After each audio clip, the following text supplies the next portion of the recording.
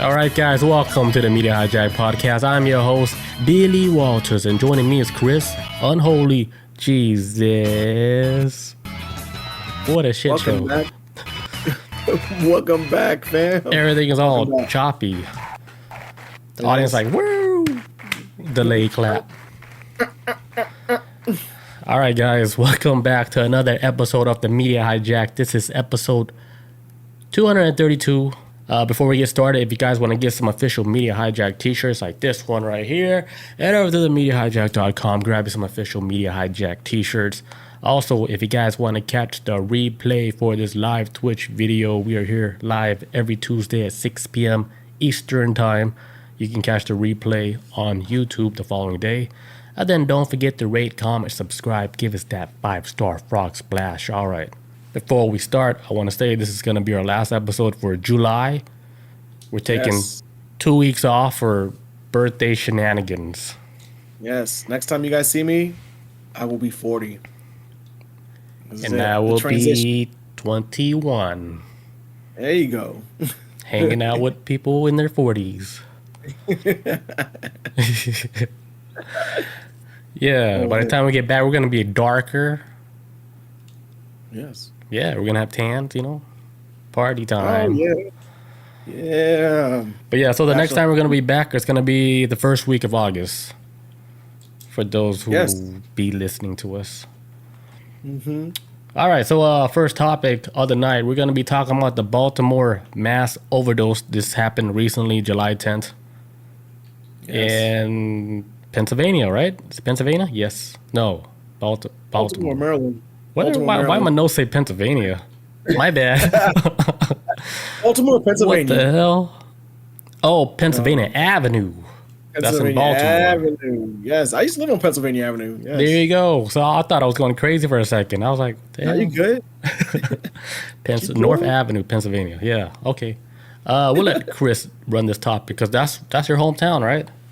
Yes, good old Baltimore, Maryland, aka Charm City, man. Dope I didn't know that. City.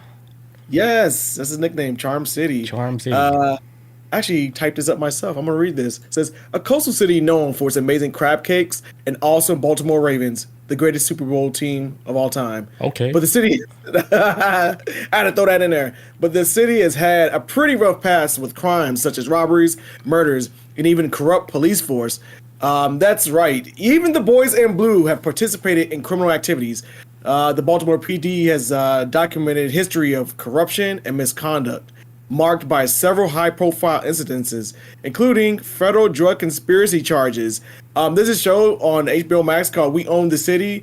It talks about how in the 2010s, how Baltimore PD was like the whole police department was corrupt. They were actually like robbing people. It was crazy. They ran it like a gang. So the city has always had a lot of uphill struggles dealing with corrupt police and crimes that that come out of poverty.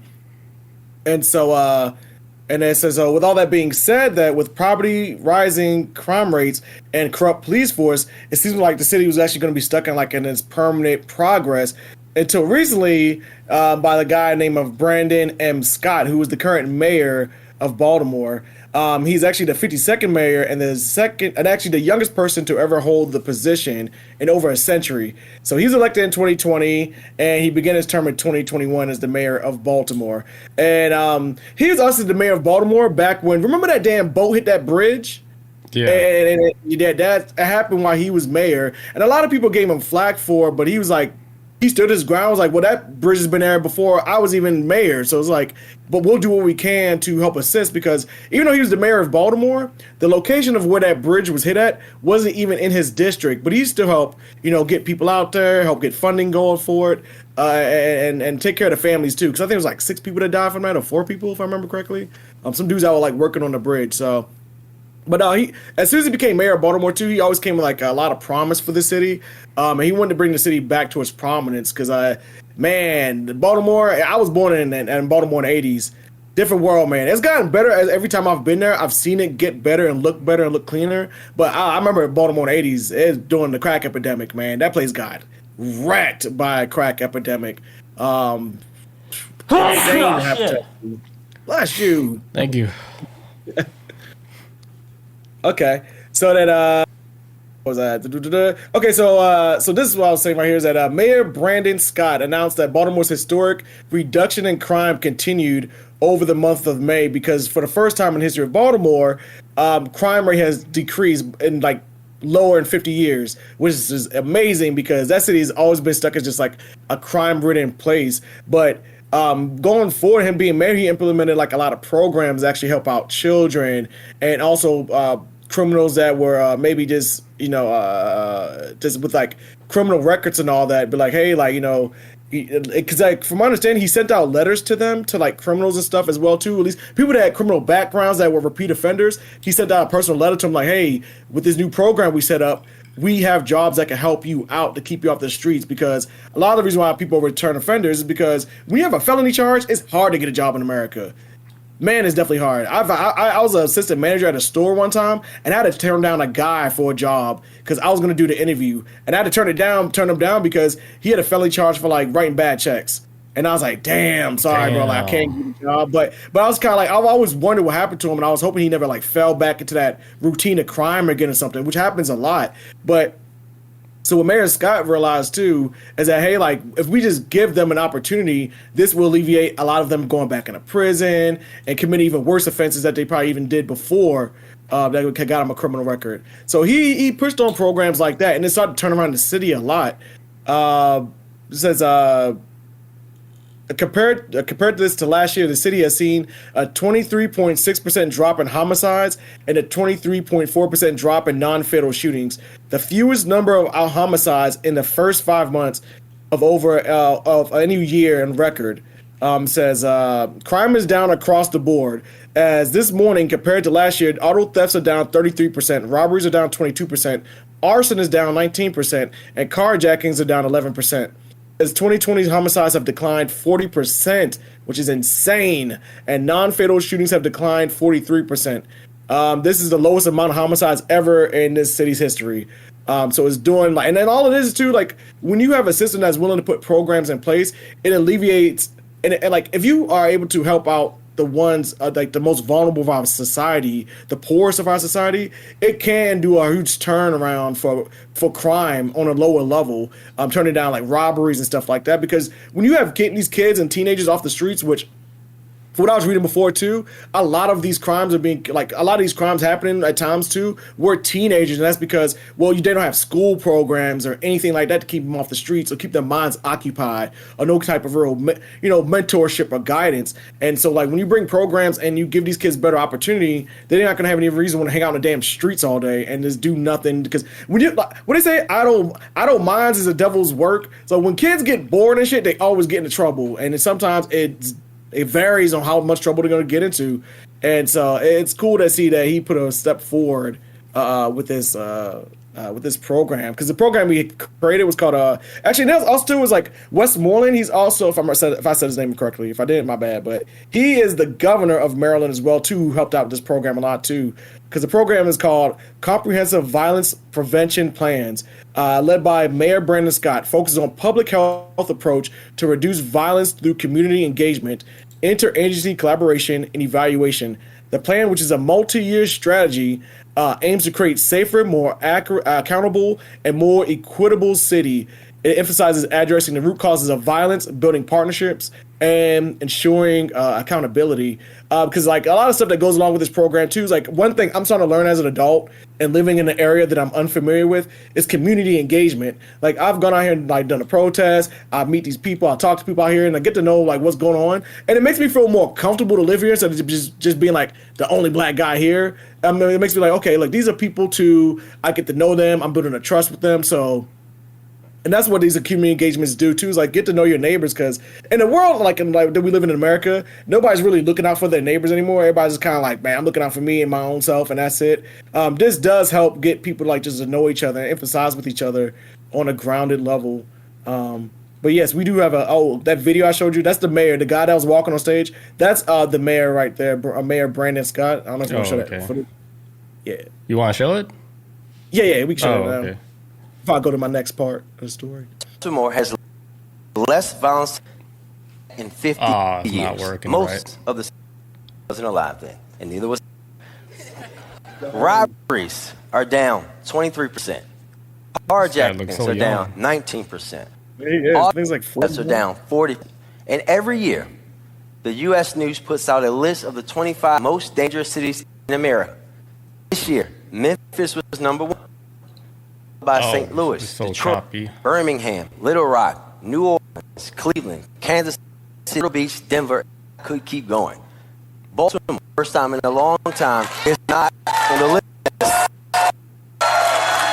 It is so choppy. This whole stream is choppy. I can't even get back to the live. Okay, here we are. There we go. Damn. Gotta fight your way. I hope the recording is not bad. Right? Audio wise. Jesus. Because we had a few recordings where the video was so choppy. Oh, yeah. Unwatchable, you know? It really is. It's like, man, I'm going to go watch something else. Yeah, just click off. But yeah, that video that we attempted to show, though, was just showing, like, the mayor himself of Baltimore. Just explaining like his plans and everything that just happened with Baltimore as far as like the success, because the news came out last week that Baltimore had this like massive decline in crime, which was good. And then he even said to himself that the fight wasn't over. This is still just the beginning, and there's no time for us to relax just yet. But this is just showing like the birth of what he's trying to implement forward. Now, fast forward to what happened this weekend, has some conspiracy theories like, what the fuck just happened? We just got a historical decrease in crime across the board, and then this happened with the mass overdose. I don't know if we want to show that video. I don't know if that's going to even work. If Let's just see if it works, right? Let's see. Nope. We're scattered for at least 25 people. They're telling us tonight overdose. Yeah, it was too choppy. Yes. But they were just talking about the overdose that happened recently in July 10th, which was like last week. Or just like 5 days ago, at least 25 to 27 people, they overdose. And the crazy thing is, like, they overdose almost all at the same time. Yes, which is not that crazy. All it takes is one bad batch. Yes, one bad batch. And I guess they all may have shared it or something, and they all just dropped all at once. Because they said, like, when everything first started popping off, it says first responders found people lying unconscious at bus stops, behind a pharmacy, and even in a parking lot of a funeral home.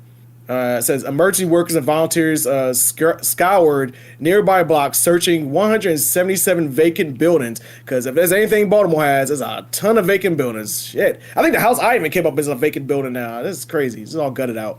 But by the day's end, Mayor Brandon Scott said on Friday that at least 27 people, like I said, ages 25 to 55, were transported to 8 area hospitals. In recent years, Baltimore has had fatal overdose rates, but for this moment right here, this kind of exceeds anything they've ever seen before. It just says, what was that? Okay, so I lost my spot. Okay, so all right, so this lady named Candy Kerr, a spokesperson for the Baltimore Harm Reduction Coalition, a group that serves people who use drugs. She said this like in an interview, like after the whole incident was going, like while the incident was going down. She said, "It's unfortunate that it took a mass overdose even to have this kind of response to an area that has been exposed to overdoses for at least 30 years." Kerr said. For people who work on the ground and who live in the community, it feels like it's a little too late. Which he's right, because I remember seeing like the fentanyl thing is bad for sure. This is awful, but Baltimore's always been going through this issue with drug users since at least when I was born, at least in the 80s during the crack epidemic. A lot of old, like I remember seeing like as a kid, seeing people like just leaning on the side of the walls, or even as an adult driving through Baltimore. I'm like, God, there's like just a group of like crackheads on the corner in the middle of the daytime, and they all strung out. So it's always been like a thing historically with this city as far as like awful drug use, because the CIA put it in the city. Thanks, Ronald Reagan. But these things have a ripple effect, and they last for generations. These like drug addictions, it destroys families, rips apart homes, and these kids come from it, and some of them end up doing the same thing their parents were doing. So it's just an ongoing thing, and so Baltimore it's not uncommon for them to have something like this, but I think it's like all happening at once. Like you said, it may have been a bad batch, but then some of my conspiracy powers on, put the cap on. What is I'm it? like, the city was. I'm like, got the tinfoil hat on. I was like, the city was doing good. It bounced hard, like to get out the situation. Where the fuck this came from? If all these programs are supposed to be helping, what happened? Did the man spike it? Because these drugs originally end up in the neighborhood through a lot of these damn. It's probably through some testing, some type of testing with pharmaceutical companies. They want to test some new drugs. They're like, all right, now, shit, could we still use Baltimore as a testing ground? They're like, that's right. Shit, they've been trying to clean up, but let's put them back on that list. Run it. Track. Oh, yeah, shit, they're all out here overdosing. But here's the crazy thing. Nobody died. So I think their test was probably successful. Yeah, just like, okay, no deaths. That's the crazy thing. Usually these ODs, people dead. Because they're like, all right, so nobody died. So we can still possibly use this drug, but we just have to tweak it just a little bit. And then run it next month in the same street, North Avenue, Pennsylvania. Get it back out there for the kids. And then the people out there like, where the drugs at? Here we are. Right. Pass them out like candy. Good luck. Godspeed.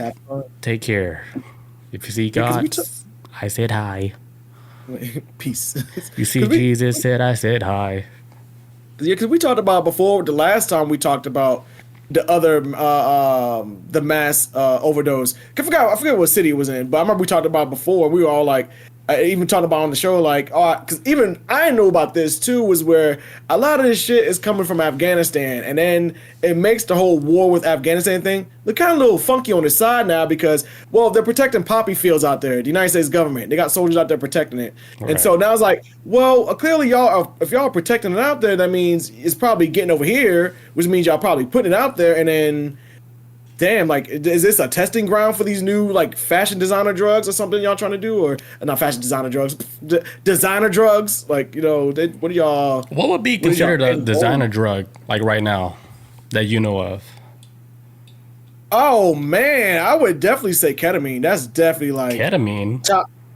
That's like the face of designer drugs right here. Because like now, mind you, not mean is like now I'm saying like because designer drug used to be to me is like cocaine, I guess, definitely like that from that era. But ketamine is that kind of like it could be dangerous if mishandled. So it's not really an illegal drug per se, but it is like it's that thing I'm seeing like a lot of people are like, hey, ketamine is like okay, like the new thing right now. I mean, yeah, they actually have like a lot of places like out in Cali where you can go on like a ketamine.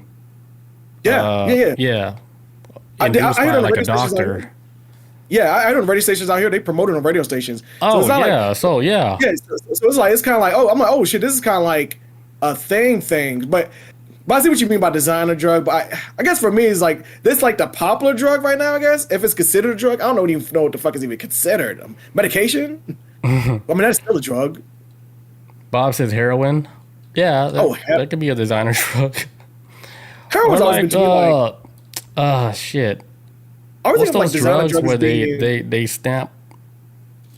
I think Molly could be a designer drug. I could see that.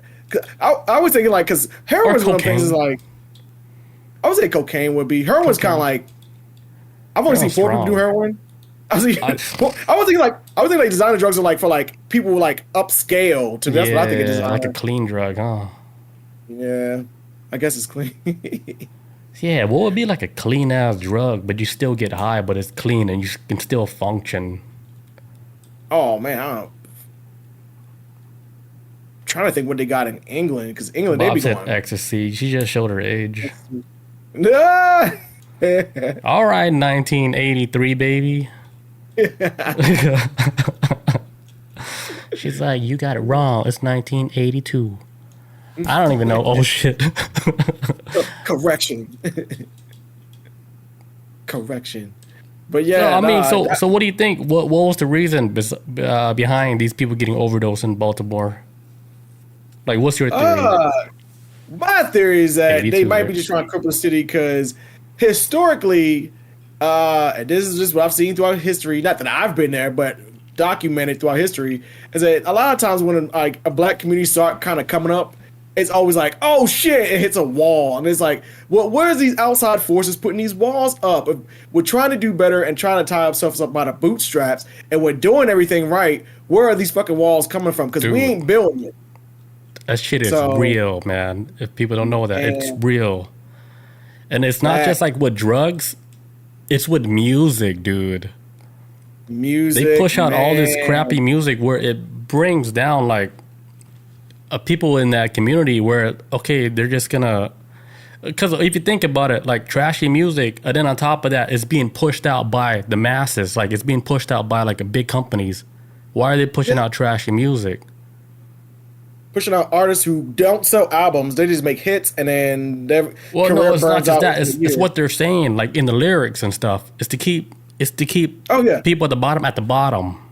You know, it's so crazy. I heard this guy. He was trying to fucking explain to me that, like, this was at work too. He was like, I'm from New York.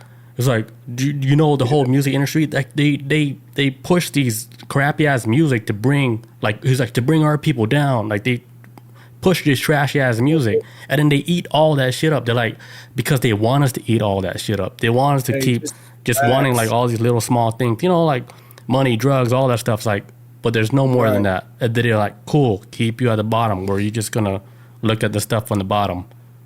Right. That's straight up facts, man. Because even with hip hop, you'll see like, okay, for example, you ask anybody who Sexy Red is, more than likely you'll probably know who she is, because that's who the industry shoves out there. Right. But then if you ask somebody like, have you ever heard of like this female rapper named Rhapsody, who is highly intelligent and speaks about real shit to opens up the mind and is very like intelligent, like, and with her lyrics, and then a lot of people don't know who she is because the industry is picking and choosing who they want to put out there, and they know this is like the quick money making machine. Like Sexy Red, she'll burn herself out in 3 years, and then we'll get another one. Ice Spice is the next one we got going on. Okay, we'll run her through the ground, and then we'll get the next one. And I feel like, especially from an industry standpoint, it's a cheaper way to push out artists, like artists that aren't asking for too much. They just want to get their little clout, get in and out, and they can make their money off of them, and then dump them. They can get the next one rolling, and then the next one rolling. Dude, it's not like real quality shit. Like nothing. No albums no more. It's brain rot music, man. And then people are eating that shit up. But then, like you said, like the whole Sexy Red, which I found out today who she was. From Marcus. I was like, oh shit. I was like, what the hell is this shit? I was like, what kind of song is this? Like, it makes no sense. It makes my head hurt. It's all about eating out butt, like, or whatever. Yeah, it's weird. Maybe I'm showing my age, but look. Nah, dude, that shit is... Dude, they're still doing it in the music industry. That's the crazy part. Yeah, they're not putting out no real-ass music. It's always been kind of bad, but it's egregious now. It's what? I say it's always been kind of like wonky, but now it's just like, damn, they're not even hiding it no more. They're not even hiding it. Not even a little bit. That's the crazy part. You're not even trying to push no real artists out there. That shit is crazy. The quality went down so much, dude. It is, man. And so, with all that being said, though, that's why when this news first broke, a lot of black folks was like, this sounds like a CIA op again. What are y'all doing? It could be, man. I do see from that angle too, because historically, because even when let's like for example when the black folks already going having a rough time in America, within the black community there was also a part where when the crack epidemic started kicking off and everything, it started in LA originally. It started from LA.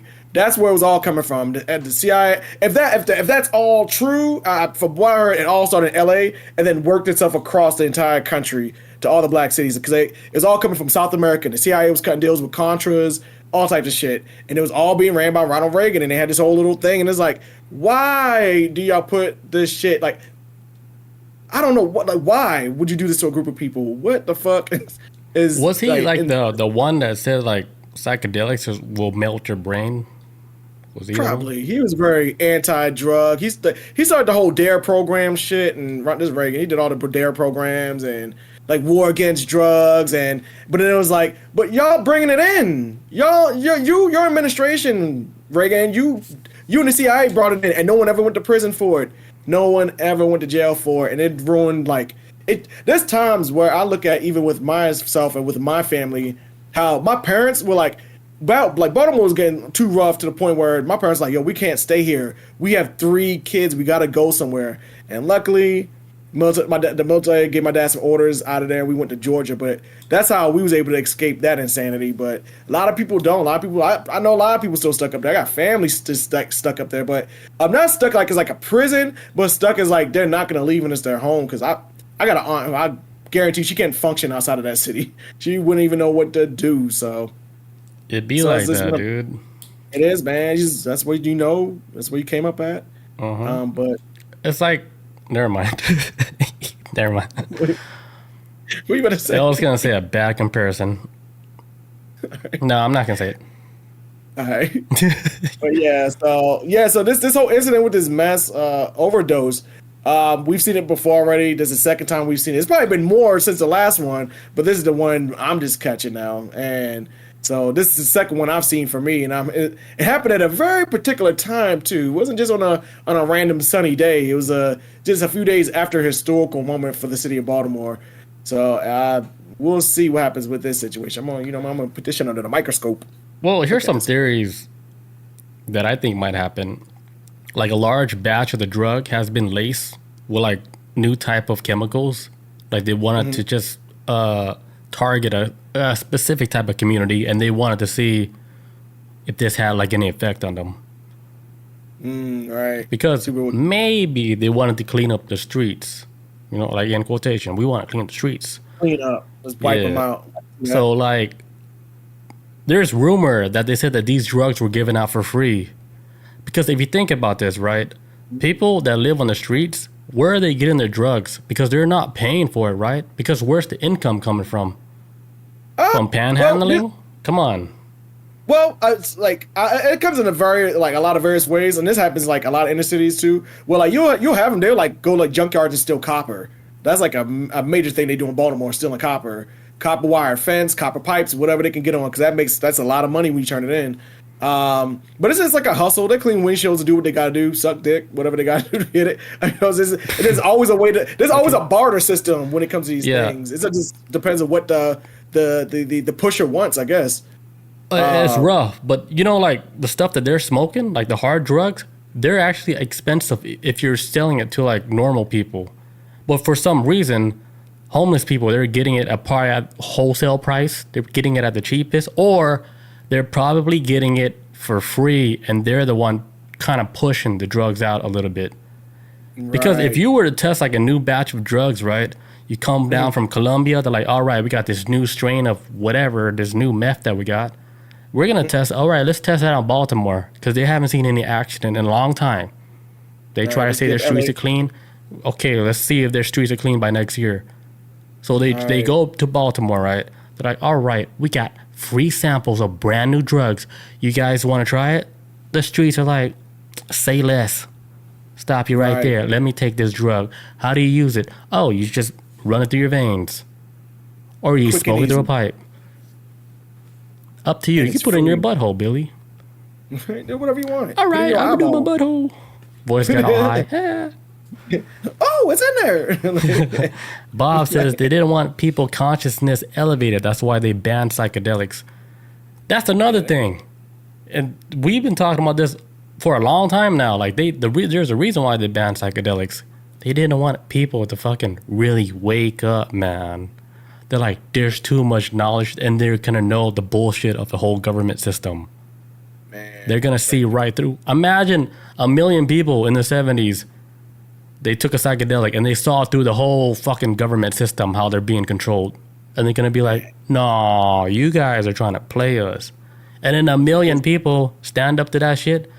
You could take the whole shit down, and they're like, "Nope, we're gonna ban the fuck out of this shit. We're going to make sure none of you guys are going to be waking up." Maybe later, but not now. We have to fucking construct the whole government system. Now they're like, here, now drink this alcohol. Drink this. Get drunk. Fucking fluoride water. Get lazy. Don't do nothing. Let us control everything. Fast food. Yeah, that shit's tainted. All of it. And yeah, that's it for my story. You don't got like other theories about it? CIA straight up. That's my main theory that I went with. Slow the city down because Baltimore is very close to DC. In fact, they occupy the same space. So DC, Baltimore, Maryland area is all kind of like one thing, and it's very close to the powers of the White House and all that. And then especially the way how this government's running right now, they ain't really want nobody climbing up right now. Here's another theory. I got another theory about this. This was like a cartel power move.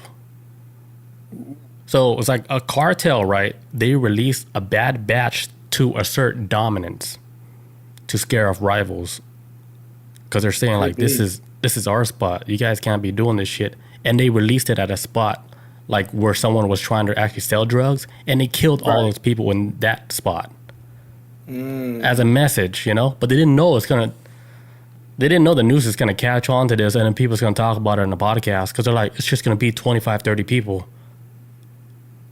They're like, we're just gonna take a whole block out, right? So those motherfuckers can't sell there no more, or we're gonna be fucking tainting the whole place up, and everybody's gonna be dying. So it might be like a tactic to assert dominance. Right. I can see. Yeah, for real. Spike that shit, and then they're like, fuck that. Forget that fool Rodriguez. Who the fuck you think he is? Shit, trying to push that shit on my block? Nah. You know what? We're gonna give this shit for free. We're gonna kill people for free. But I didn't say that live though. No. Yeah, that shit. It could be. Yeah, it's a lot of shit.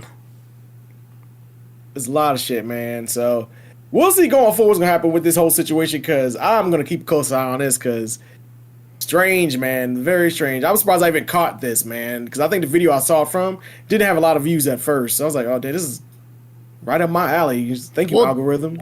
Dude, there was another theory.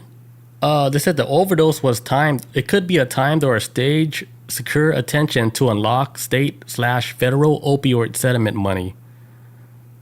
Because they suspect like $400 million in opioid settlements funds are now being allocated across Baltimore. Yes, that is true. Yes. So they're saying like, was this event like a catalyst to fast track a certain budget proposal for a non-profit contract? Oh, to kind of get, we gotta get them numbers up because they are getting that settlement. I did remember hearing about like a settlement. $400 million in opioid settlement. Oh, man, it could that might be something, dude. Yeah, could be a scam, man. Because like, there's another thing too. Baltimore is not a stranger of corrupt mayors. The last mayor I know that Baltimore had, I think it was the last one they had up there. It was forget her name. Or she wasn't even the last one. She might have been like a couple mayors ago. But she ran like a scam where she had like she was like an author of children books, and so she was like selling these books. And that and it's supposed to be like, actually no, she was putting these books out there, and the proceeds was going to go to like a non-profit organization. But she was like pocketing in like all this damn money for the books that she was making for kids. And it's like, you're the mayor. Like, what are you doing? Like, what? You're taking these monies are supposed to go into kids that need it. You are, man. This city can't catch a break. Hopefully, this ain't the case with this though, because I did hear about the city getting a settlement for the opioid crisis they had going on. But yeah, I'm glad you mentioned that because I did not have that shit in my notes. Yeah, $400 million is a lot of money. A nice fat ass check. I would take it in a heartbeat. All right, we're gonna take a quick break. We come back. I'm gonna start my topic. All right, we are back. All right, so next topic of the night.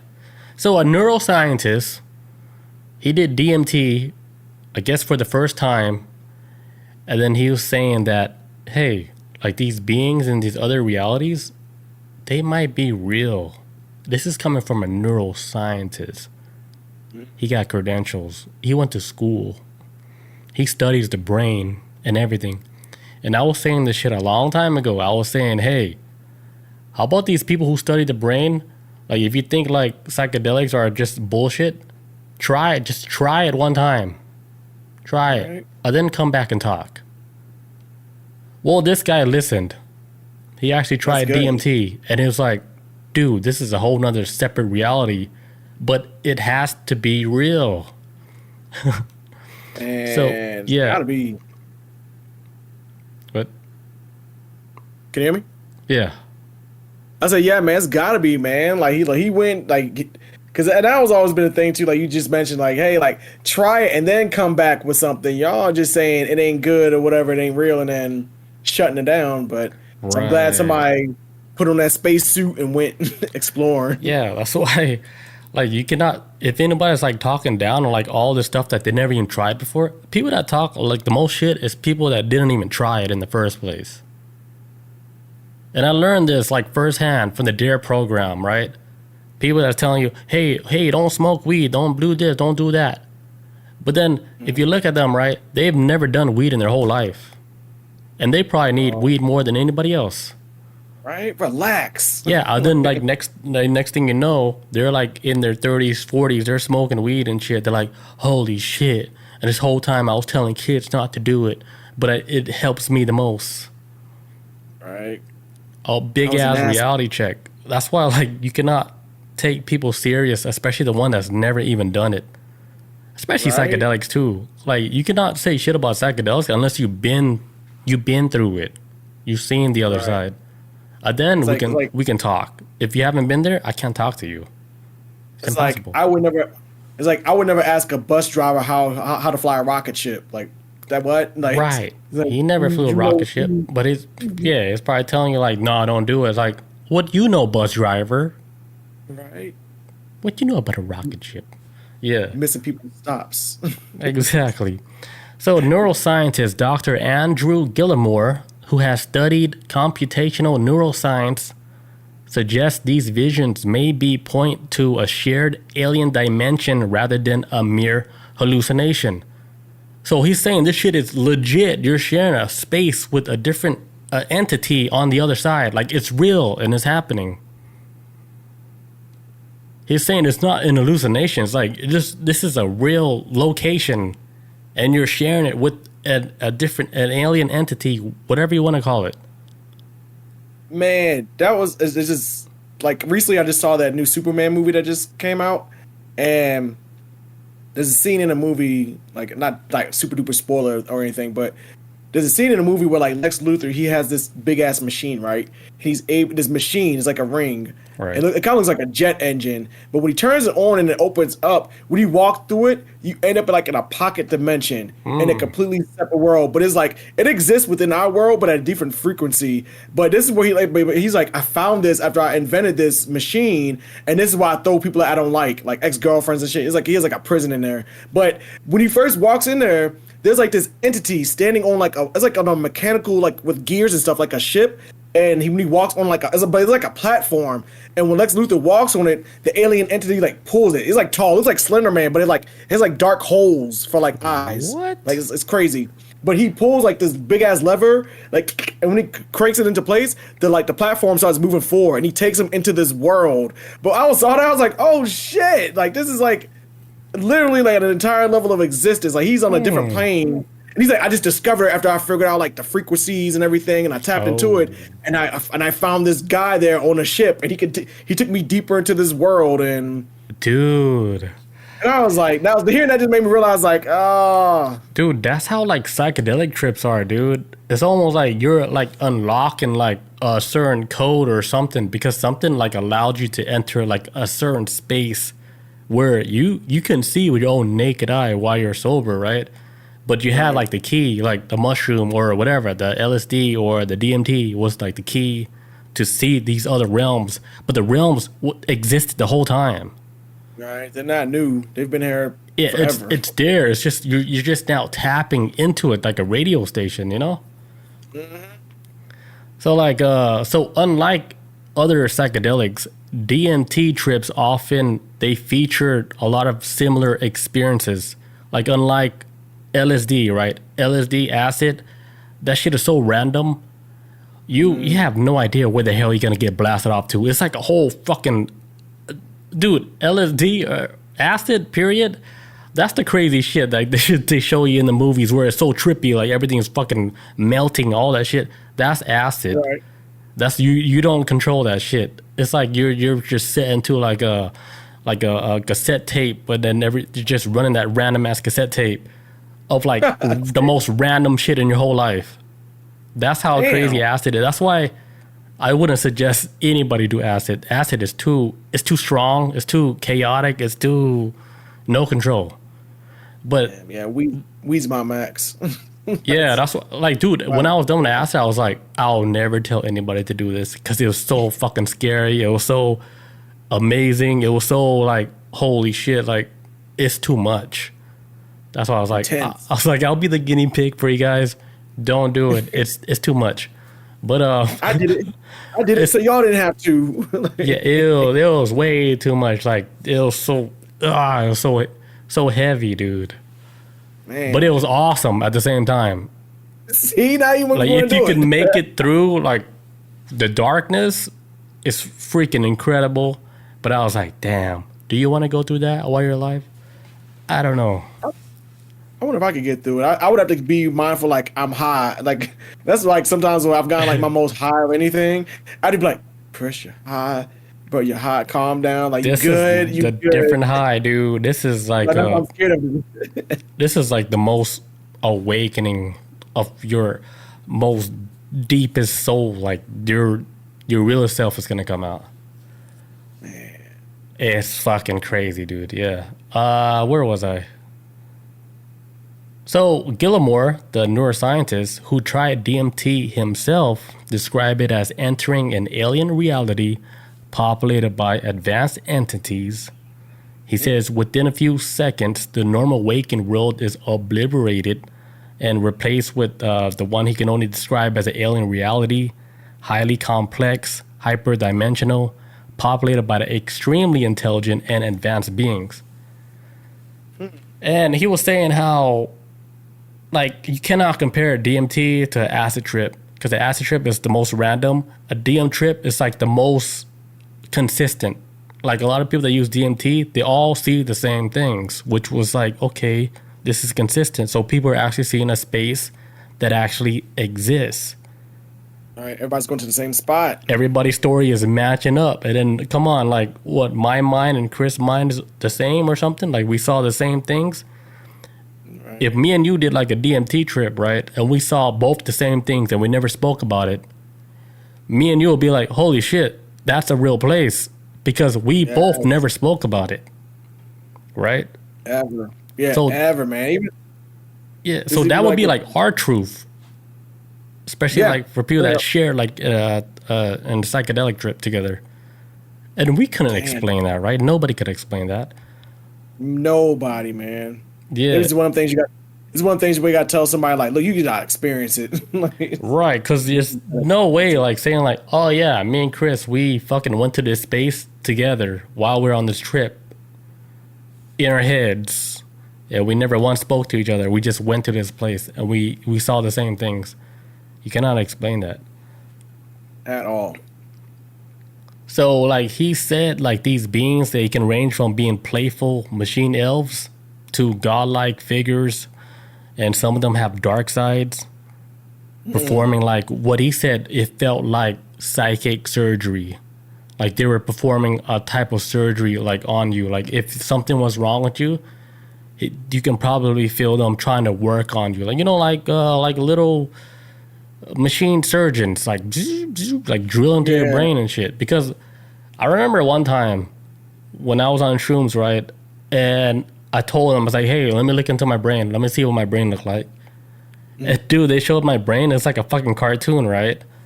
But I saw all the gears, everything, like running like a machine. I was like, that's crazy. I was like, hey, can you guys fix my foggy brain, right? And then I saw these rats like dressed up in like space costumes. Yeah, like a astronauts. Okay, astronauts. Yeah, dressed up like astronauts, right? And then they swung in my brain. There was two of them. They swung through my brain, right? And then they started welding like random metal pieces in my head. With some plates. It's like, zzz, zzz. Like, we're gonna fix your foggy brain. Zzz. I was like, thank you so much.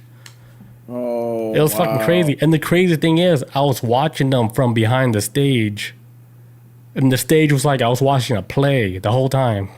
Oh, so you was like behind the curtain, like watching. I was behind the curtain watching this whole shit, and I was like, "This is so weird, dude." I was like, "Whoever do like psychedelics, they're gonna.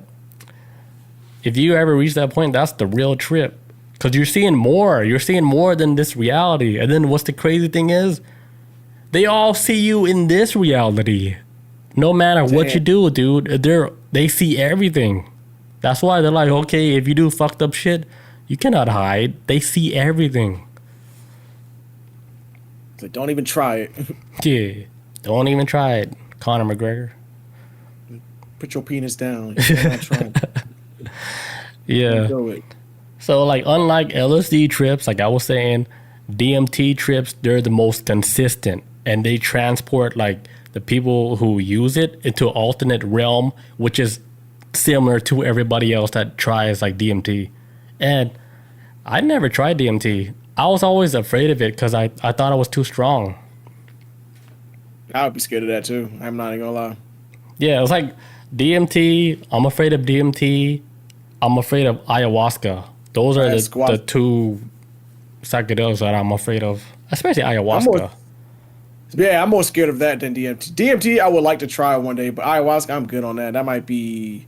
I mean, this is one guy, this actor. I forget. I think his name's like Micah something. I can't remember his name, but he plays Jackson in the new Mortal Kombat movie. I heard he's like really big in ayahuasca, man. He'd be like, I watched a YouTube video with him one time talking about him making a trip out there to South America to go get some ayahuasca. And he's about that life, man. He's about that ayahuasca shit. For real. It's usually when you're like the most lost, like in your life, where you just don't know anymore, no matter how much money you gain, how much fame, how much everything, success in your life, but you're still like lost. Like, you know, there's something more, like, but you're just so confused. And then most of those people, they end up doing like ayahuasca trips because they heard this thing is like the Great Awakening, like it reawakens your soul or something. Dude, they go there, they take these ayahuasca trips, and that shit fucking destroy your whole fucking character, dude. It'll take your character, crumble that shit. It's like this is you. And then they show you how nothing you are. And then, dude, ayahuasca trips, from what I hear, like, with other people, like, some people, they experience shit where, like, they're tapped in to, like, their neighbors, right, that's taking ayahuasca trips, where they see their spirit, like, walking up, like, the stairs and stuff, and then they'd be like, hey, I saw you, like, walking upstairs. But he was like, I was here the whole time. They see, like, shit like that, like, because, dude, imagine taking, like, a psychedelic trip with, like, 10, 12 people in the same vicinity. Right. You're going to experience, like, the weird shit is they're going to experience, like, similar shit. Right. That wouldn't make sense because they would talk about it, right? Because they're like, but they're all sleeping at the same time, but they all experience the same shit. Right. All on the same server. Yeah. And then where they actually saw you, throwing up, walking up the stairs, throwing up. It's like, oh, yeah, I saw everything. Damn. No privacy. Yeah. You're in the bathroom. I saw you throw up in the bathroom. Right. You didn't wipe and wash your hands. You didn't do none of that. Yeah, ayahuasca is like, it's the female plant. The mother plant. Well, the feminine. I would imagine if I ever did ayahuasca and I started slipping into it, just slipping into that world, the first thing I would hear is like Stone Cold's glass like breaking, like like, oh, it's about to get bad. And then the trip starts. Damn. Shit get crazy. Damn. That reminds me of a fucking acid trip, dude. That shit was so scary the first time I did it because I didn't want it to start, you know? How long has it been since you did it? Probably 2 years. Oh, shit. I thought I was going to say. I think I was going to say, like, longer than that. Maybe 3 years. But, yeah, probably 2-3 years. That shit was crazy, dude. Like, it was so crazy. I thought I killed somebody. Yeah. Yeah, that was the thing I wasn't going to mention, but I thought I killed somebody. Oh, my God. Because I saw all the blood in the hallway, right? And then because I came out of this trip, I was like, why is there blood all over the hallway? And in my head, I was like, I killed somebody, right? Then the person was fucking outside. Not like fucking, but they're outside. I was like, what are you doing outside? And then they came back in the house, right? And then I turned around, no blood. And I was like, what the fuck? Like, what was the reason for that? Like, why did I have to see that? Unless something like happened, maybe in another reality, and then they fucking snap me out, switch me back. Oh, but that dude, that shit was so scary. I was like, nah, nobody need to do acid. Man, that sounds like the little boy from the movie The Shining when he's riding his power wheels through the what the hell it was, the big wheel through the hallway, and he sees the two girls and the blood opens up, like the door opens up, you see like just blood, a wave of like a blood just coming through the doorway. But it's nothing. That's what it sounds yeah. like. Sounds insane. All right, so this neuroscientist Gallimore, he theorizes that DMT doesn't take consciousness elsewhere, but unlocks hidden dimensions that's already present on Earth. So it sounds like, dude, they're just taking to like these little pocket dimensions that already exist on Earth, but you can unlock it through like a DMT trip, like to where it opens up a space in your brain, like pew, like it opens a door in your brain, like a key. Like, right. All right, we're gonna open this little key that's been locked inside your head. Now you can see this location. Imagine that's just like what our brains are, like just a whole bunch of doors with keys that we miss all the keys, or we don't know where to find these keys, but it's all locked up. Like naturally, we cannot access this unless you meditate and clear all your calcifications off your pineal gland. That's crazy. So like, I guess when they take you to this other world, it's like different aspects of your mind. Or just a whole nother world. It's both. A whole nother world, like within your mind. Okay. Yeah, I believe there's definitely like another world, dude. Because, like I told Bob, like this morning, like last night, I finally had like my another sleep paralysis in a long time, and I was like, fuck that, I'm about to go flying and shit. But, you know, I stayed still. I was so excited. I was like so giddy. I was like, all right, I'm gonna fly tonight. Right? So, dude, like I felt like my body coming out of my body, like a little bit. I was like, cool, I'm about to fucking shoot up, right? And then when I felt like I was about to shoot up, I was like, all right, jump. And then I tried to jump. It didn't work. I was like, what the hell? I was like, okay, so relax. I tried to relax again. And then my body, I could feel like my soul or whatever trying to come off of my body. I was like, all right, okay, now jump. Because I was trying to jump out the ceiling so I can fly. It didn't work, dude. Yeah. Damn. It didn't work. And then I was like, what the hell? And then I opened my eyes. I'm like in my bed still. I was like, come on. So it didn't, I guess I shouldn't jump. I should have just let it ride out like by itself and not do nothing, right? Let it be natural. Yeah, I was like, because I felt like my body coming off like this much, but then I was like, all right, now jump, because I just wanted to get in the sky like right away. It didn't work, man.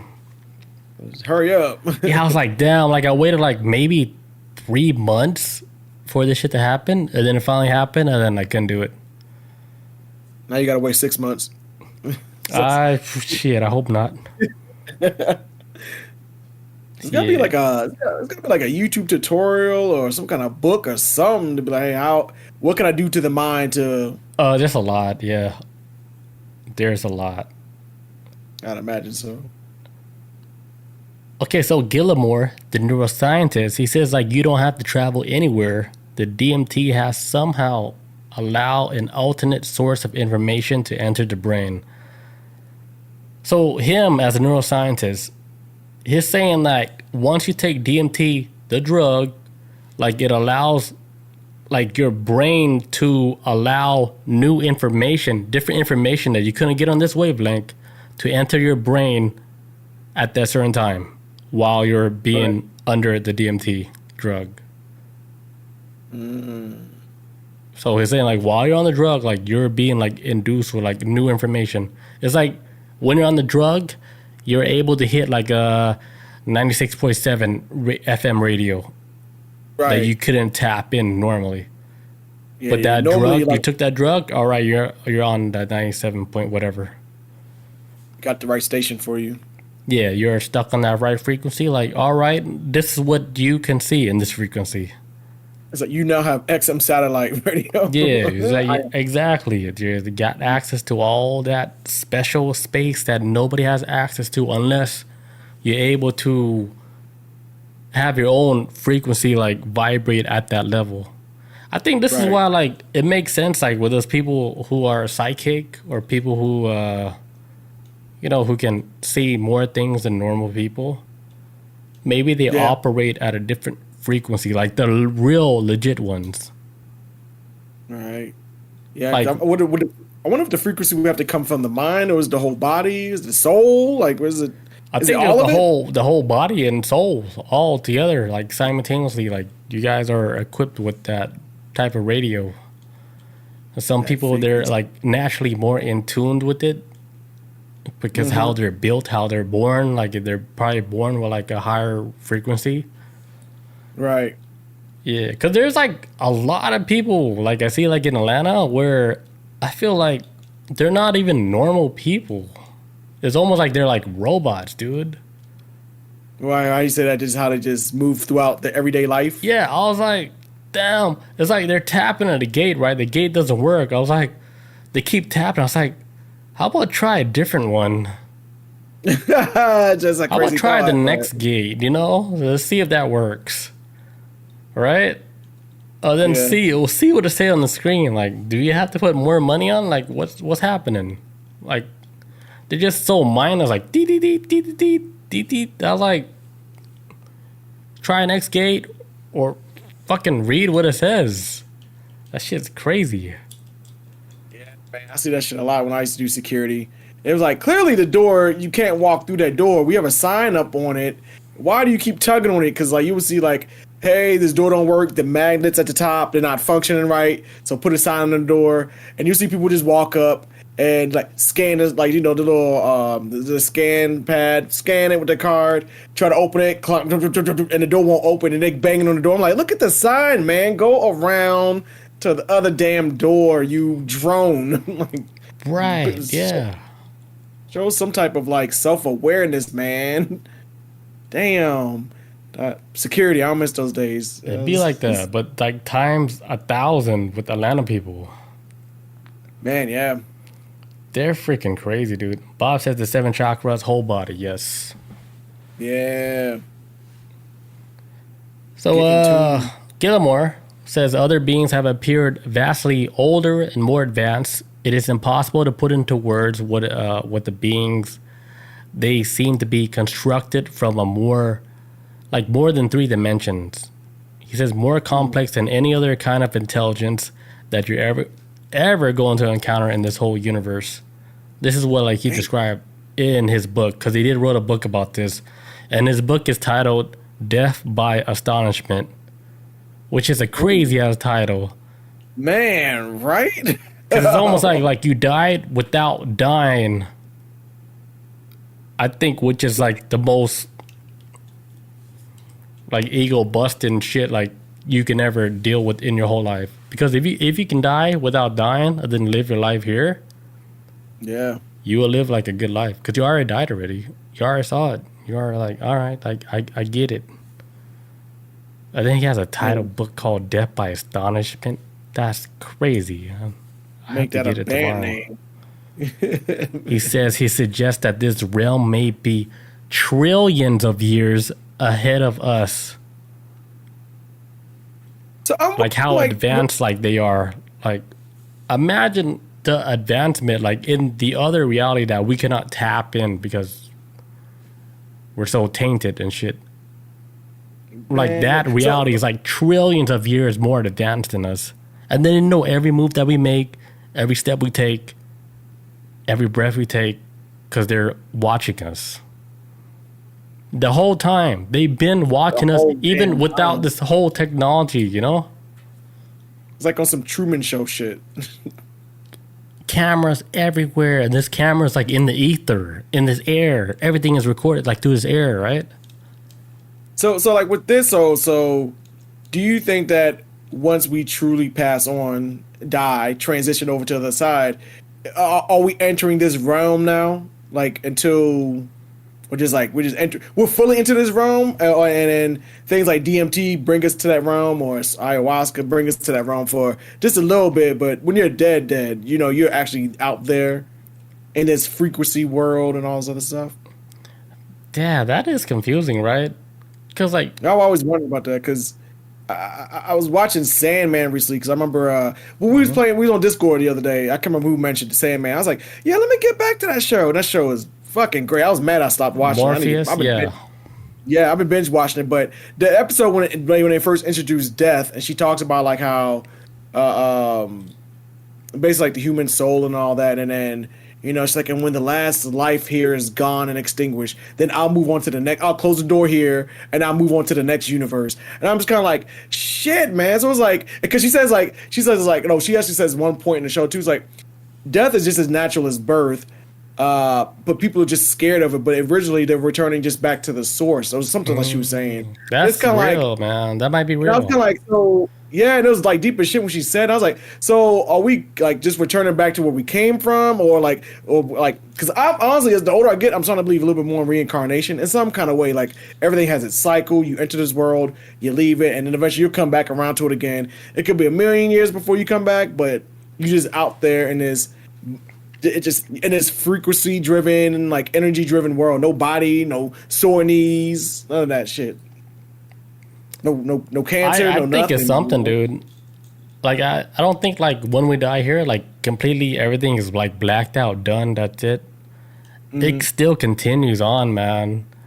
And then if the people who don't believe that shit, dude, all I can say is like, if you really want to prove that shit, dude, take one legit psychedelic trip and it will change your whole mind.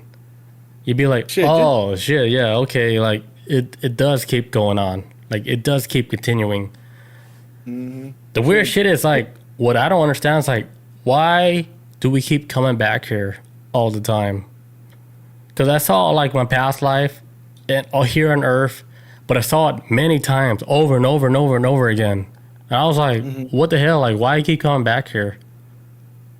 And then, like, in this lifetime, like, I spoke out loud. I was like, hey, I don't want to come back here no more. Like, when I'm done here, don't send me back to Earth. As, like, I'm saying, like, hey, I'm fucking tired of this shit. To my higher soul or whatever, like, hey, stop coming back to Earth.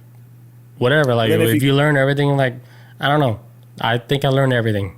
I'm done. I'm tired. Yeah, Earth then if you come back. Earth sucks. Like, I'm done I don't with like this class. Yeah, because then if you like come back, well, like, because like for example, like, you know, you put this. We've talked about this before too, where like you have children that will be like, oh, I was a R2 pilot and I lived in this house. It's like, how the hell this kid remembers that? I think by and large, most people like memories are completely wiped while coming back here. But then some of these kids maintain it. But then it's like, because I feel like you're more closer to the source when you're a child, and then you get older, it kind of just wears away, and then you like, you know, you work your 9-to-5 life and get married and have kids, live a life or whatever, and then it ends, and then you're back in there again, and then you come back again, and then I feel like at times people are like whatever source that we come from. That's why you have like, you'll see some kids that be like, oh, I used to be a pilot, or I used to do this, I used to be Amelia Earhart, something, whatever. Or like I even mentioned before too, and this might be a hot take, but even with like, that's what I be thinking sometimes with trans people is like, hey, I'm not in the right body. I was like, is it just like that? We just go through a cycle and then we come back around. It's like, hey, this ain't the body I ordered. This wasn't the agreement. You know what I'm saying? Like shit, man. I wanted boobies. What's going on here? Bob in the chat says, if you don't have kids here, you won't have any more comic ties. That's like another theory.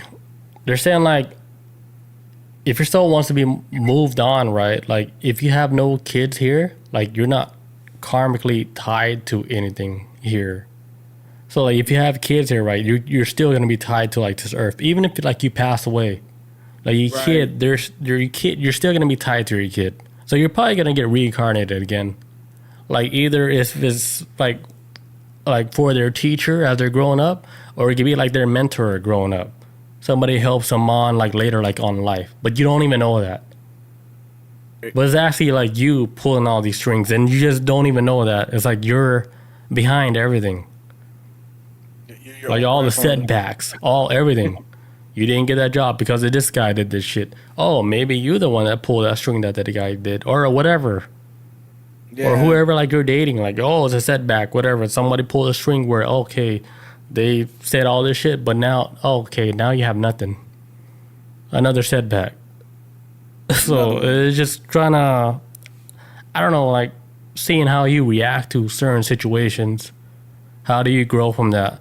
Other than your soul's like, oh, okay, like I understand like how to grow like from this. I'm okay now with this situation. All right. And Bob says, I mean, who knows? Learn your lesson. Yeah, gotta learn your lesson. Facts, man.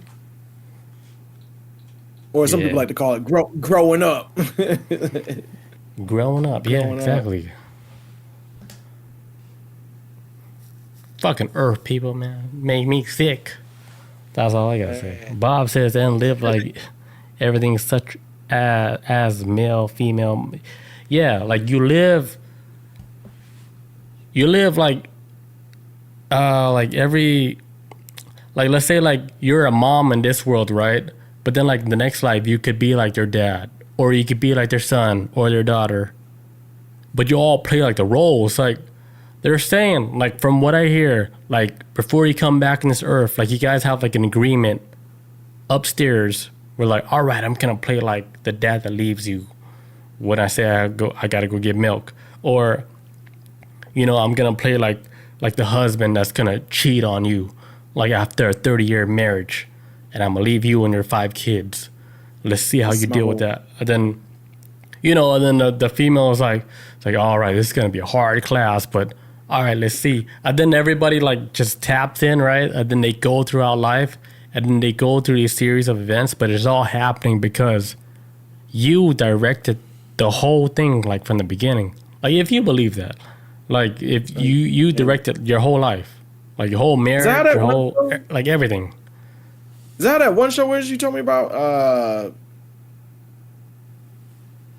with the family, and then oh shit, I keep wanting to say it's called Darkness. What is it called? Something Dark? Dark. Is that what I'm thinking of? With the family and and like you had to like drew like the time travelers. Yeah. You had to like start mapping everything up. Yeah, it's like a family tree. Yeah. What show was that? I forget the name of it. Yeah, it's called Dark. Dark. Yeah, there you go. Yeah. Is that how that is too in Dark? Like, they might be the closest thing to figure out time travel. That's all I can say. Like, how they can explain like how things work. Like, if you were to time travel to forward or backwards, that series explained that shit to where like, all right, this might be logical. Like how they're explaining it.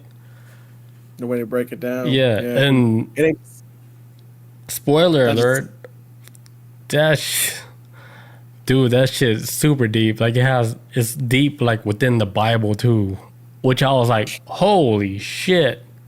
Like it's gonna hit something, even if you're not religious. You're like, what the fuck? Like, I felt what are they thinking? It's like, what? This series is crazy. Is it still on Netflix? I think so. Because I was like, when I was on the Netflix, damn, I sound like old head. When I was on Netflix the other day and I was watching Sandman, I did see pop up and I was like, I got to get around to this damn show, man. It's been on my watch list for the longest, but it feels watch so overwhelming. It, man. But like, watch it being not distracted by like your phone. Take your phone out, everything. Like, just watch the show. Like with a piece of paper, so you can write down the family tree or whatever. Yeah. Dude, it's like, to me, it's like one of the deepest shows like I ever seen in my whole life. Like deep, like everything was so calculated. Like you kind of think like whoever directed this has to be like directing it in present and future form. Oh, shit. Because they're like directing like from present form and future form at the same time. I was like, how are you doing this? It's so it's like watching like you know how Rolex watches work, like how intricate a Rolex watch works, like how it moves, a switch, a watch, like how it works. Yeah, a little bit. That's how Dark series is. Oh, like every gear and everything. Every single gear. Everything. It's like watching how like a watch works, like, but in like a TV series. With humans. Yeah. And then if you watch the whole series and you'll understand the whole thing, you'll be like, damn, I understand it now. But then right when you say you understand it now, you don't know shit. You still don't know nothing. You don't know nothing. Yeah. Bob said everything's connected. Yeah. Yeah, that's what he said. Like with a watch. Whole series, dude, watch it before Netflix takes it out. Right, I need to get on that because I was like, man, let me watch Sandman. Yeah, I told you watch Dark like fucking over 5 years ago. Man, you have. Has it been that long? Maybe 7 years. Maybe 7. I'm just looking at. I looked at the date too. I'm like, dang, you're right. It's a long time. Probably like 5, 6, 7 years ago.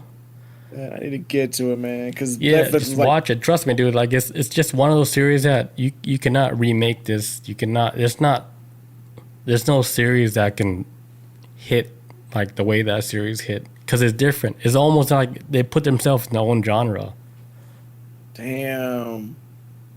Is it better? I'm assuming. And I'm not even hyping it up. Like that shit is freaking. Like I said, it's like a Rolex watch. Like you're watching a Rolex watch getting built. What would we say is the craziest show? 3 Body Problem or that one? Definitely probably Dark. Dark is deeper, way deeper. It's the deepest. It's probably the deepest show I've ever seen. It's between like Dark, then the OA. The OA is deep as shit. The OA. Have I watched that? Yeah, the OA is super deep. Then I guess 3 Body Problem after that. Those top 3. Yeah. So it's like Dark, the OA, and then 3 Body. 3 Body. Because I've been wanting to watch Dark for the longest, but my brain's always been like, man, if I'm up for the challenge to try to keep up with this shit. See, 1899 was another series that was made. It got canceled quick, didn't it? No, it was made from the same people that made Dark. Oh, I remember 1899, but I never watched it though either. It was super deep too. All right, next topic. All right, we're gonna talk about the Epstein Files Part 2 because this shit's getting worse for Trump and his people, man. This past weekend, he got on his website or his social media, Truth Social, and was trying to tell his people like, "Hey, don't worry about the Epstein Files. Stop talking about it," which made things worse.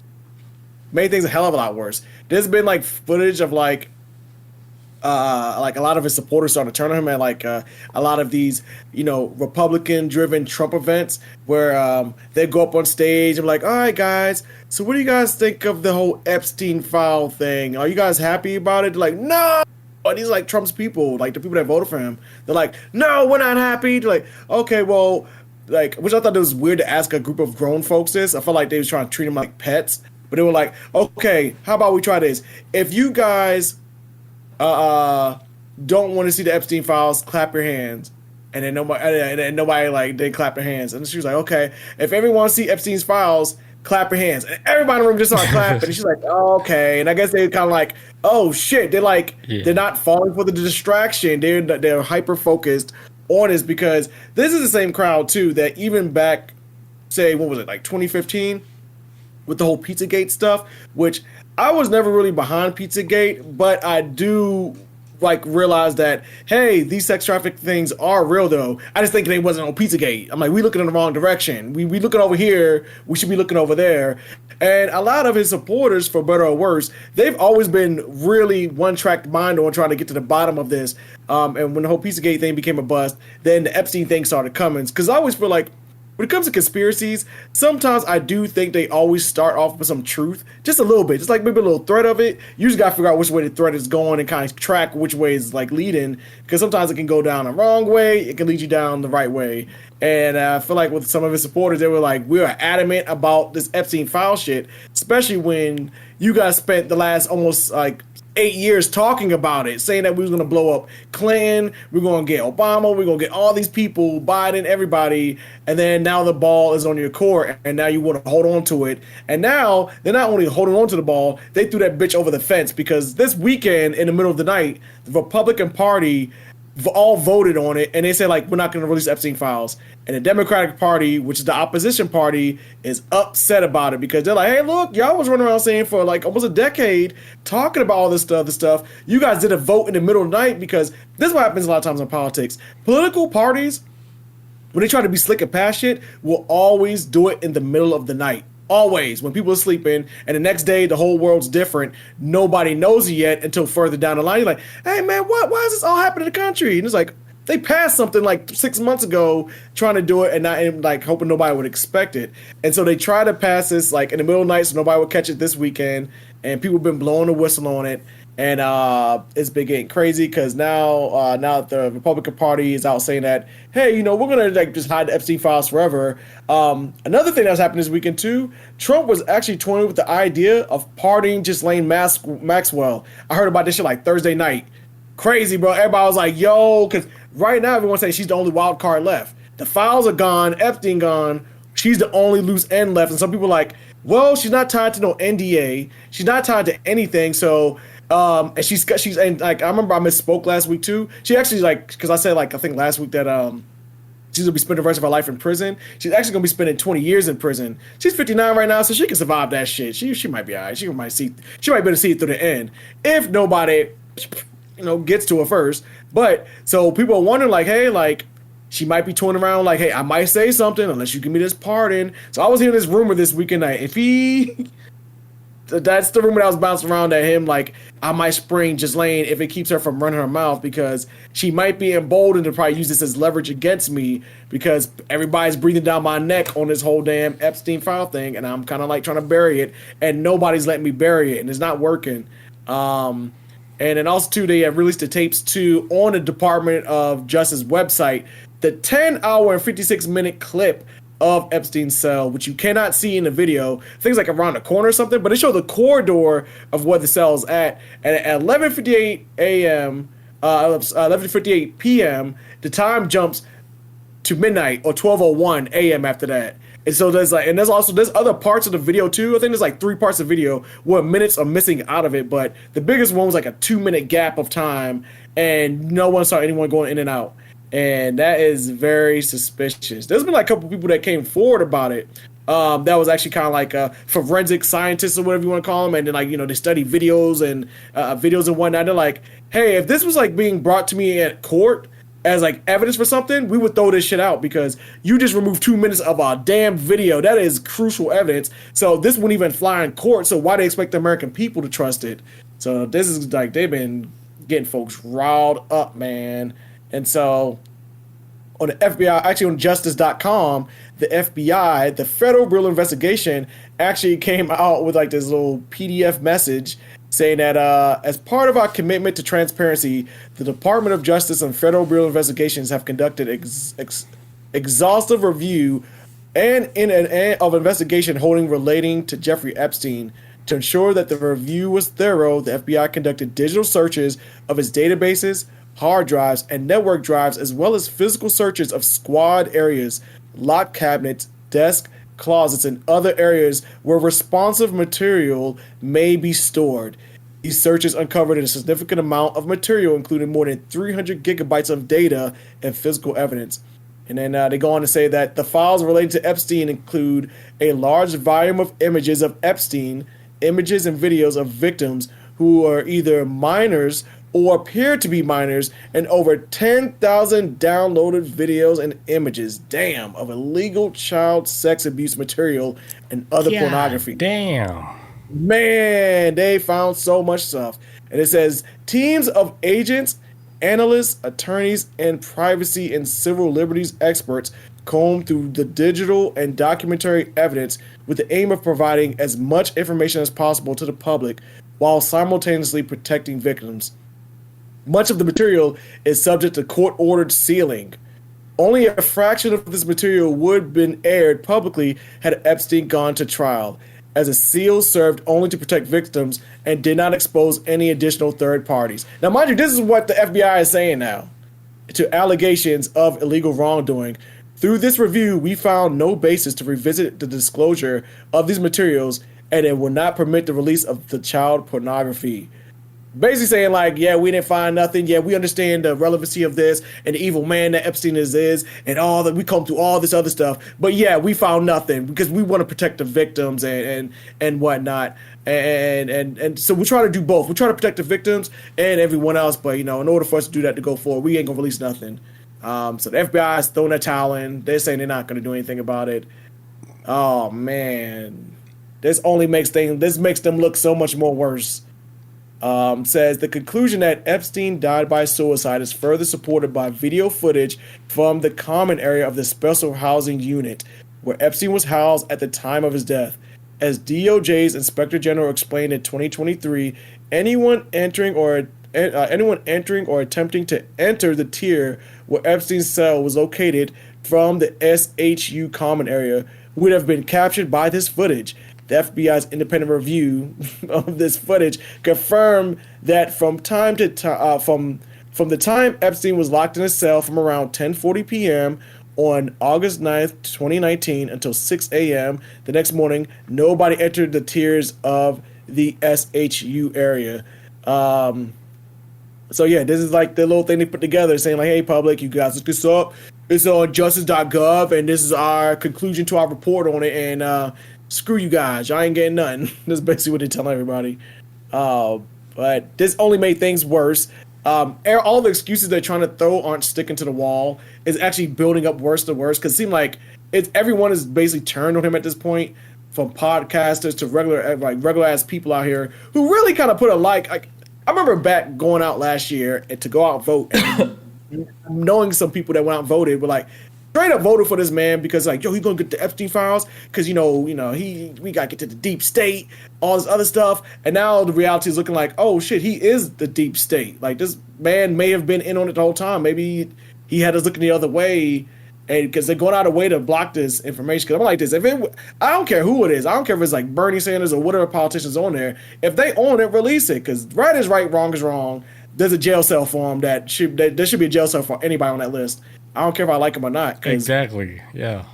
This ain't even about a party to me. This is about what these men were doing to these women. If you guys said you had like the whole files, the whole Epstein files, if you guys said you had that files and you're going to release it and you didn't release it, dude, the trust is out the window.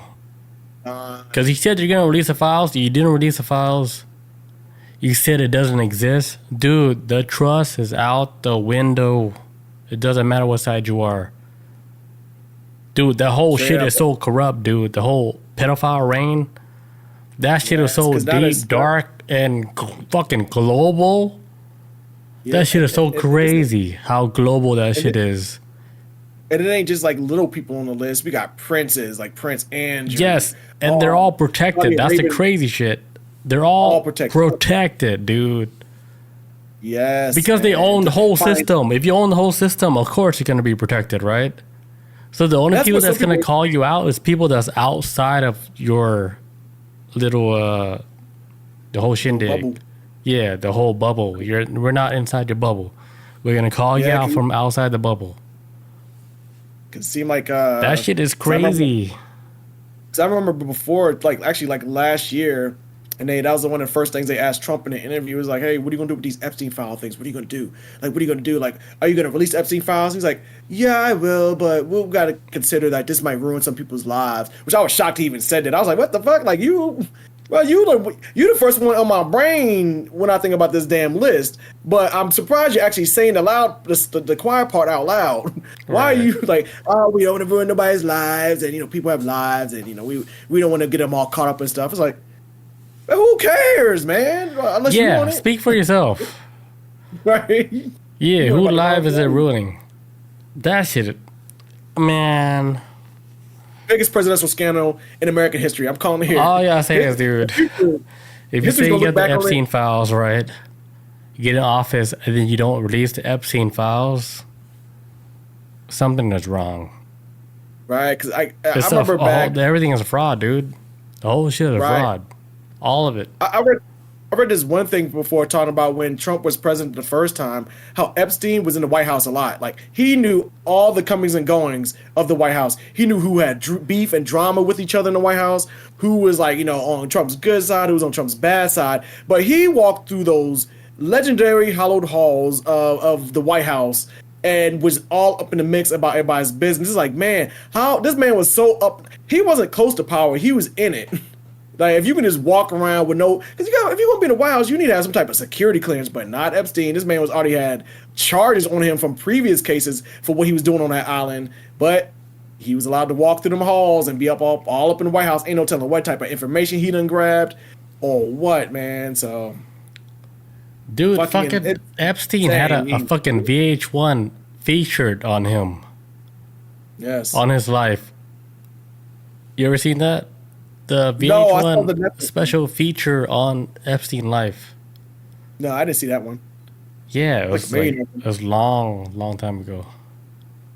Yeah, man. And now here it is, man. But that's what happens, because I remember back when Pizzagate was first happening, and I was kind of like, well, if this is true, then, let's get these people. But then I realized that all the accusations was toward like specific political figures from the same party. And I'm like, but evil exists, especially on this level, different forms, shapes, genders, different parties. So I was always never really wanted to get behind that before, because I was like, this seems like they just want to point the finger at a particular group of a opposition of a political party instead of looking at it as a whole, because there's people from all facts of life that's whether the political side, whatever, it doesn't matter what political side they're on, they're caught up in this. So I'm like, why y'all going so hard on blaming just one group? Like, y'all should be looking at this as a whole on who's all in this shit in the government. And when they didn't do it, that's when I was like, okay, yeah, this is a scam. They all looking crazy right now. Yeah. Did I do a thumbs up? No, I was trying to do like the whole scam. Oh, the whole thing. Yeah, that's why to me that was a red flag. I was like, because I know y'all got some dirt baggers on y'all side. So I'm like, if y'all gonna do this, let's do this the right way. And not it's so dirty, man. It is. All sides is dirty. Man, it's been some freaks on all sides. I've seen it in politics. It's like, man, it don't really matter. Like, you have like Anthony Weiner, who used to be a politician on one side. He was awful. And then you had another politician on the other side who was like, remember we talked about the kid sitting in the car, the guy sitting in the car watching Pinot on his phone across the street from like a playground or something? He was another politician. So they're like all weird up in there, man. So it's like, yeah, they're weird, dude. All of them are weird. Yeah, that was it for that story. Is that all we got for tonight? Yeah. All right, guys. Thank you guys for joining us. We'll catch you guys back in August. We'll be back first week of August. Peace out. Adios. See you guys.